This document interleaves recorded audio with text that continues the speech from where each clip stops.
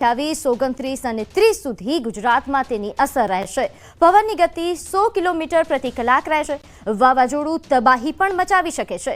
ગુજરાતના કેટલાક ભાગોમાં ભારે વરસાદ રહેશે તેવા પ્રકારની આગાહી કરવામાં આવી રહી છે। હવામાન નિષ્ણાતો દ્વારા છેલ્લા ઘણા સમયથી આ વાવાઝોડાને લઈને અને ગુજરાતમાં જે આ વાવાઝોડાની અસર થવાની છે તેને લઈને આગાહી કરવામાં આવી રહી છે। તેવામાં હવામાન નિષ્ણાંત અંબાલાલ પટેલ દ્વારા આગાહી કરવામાં આવી છે કે મુંબઈ અને ગોવા વચ્ચે જે લો પ્રેશર બનશે તેના કારણે 22, 23, 24 અને 25 મે દરમિયાન વાવાઝોડું બનશે અને 28, 29, 30 સુધી ગુજરાતમાં તેની અસર જોવા મળી શકે છે।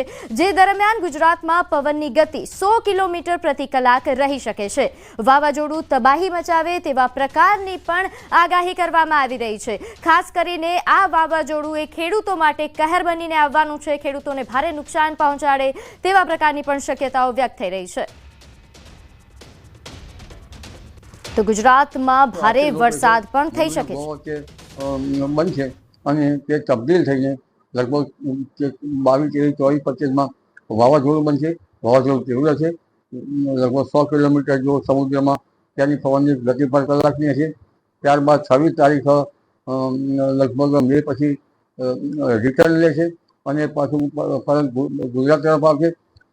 હવાનું દબાણ લગભગ 990 કે 993 કે 998 મિલીબાર છે અને સમુદ્ર પેરામીટરમાં 30 ડિગ્રી સેન્ટીગ્રેડ સમુદ્રનું ટેમ્પરેચર છે। એટલે વાવાઝોડું બનવાની પ્રક્રિયા તો રહેશે, શુષ્ક પવનની ગતિ પણ રહેશે, એટલે વાવાઝોડાની ગતિવિધિ તો રહેશે।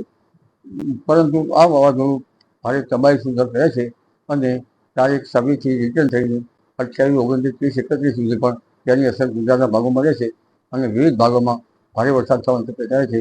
બીજું વાવાઝોડું બંગાળ ઉપસાગરમાં 28મી લગભગ મેથી ઓનવર્ડ થશે।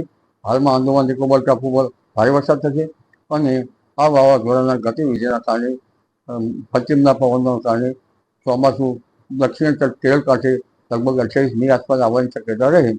કદાચ મંદ પડી જાય તો 4થી 5મી જૂને આવવાની શક્યતા રહેશે, પરંતુ તેની ગતિવિધિના કારણે ચોમાસું વહેલું આવી શકે છે।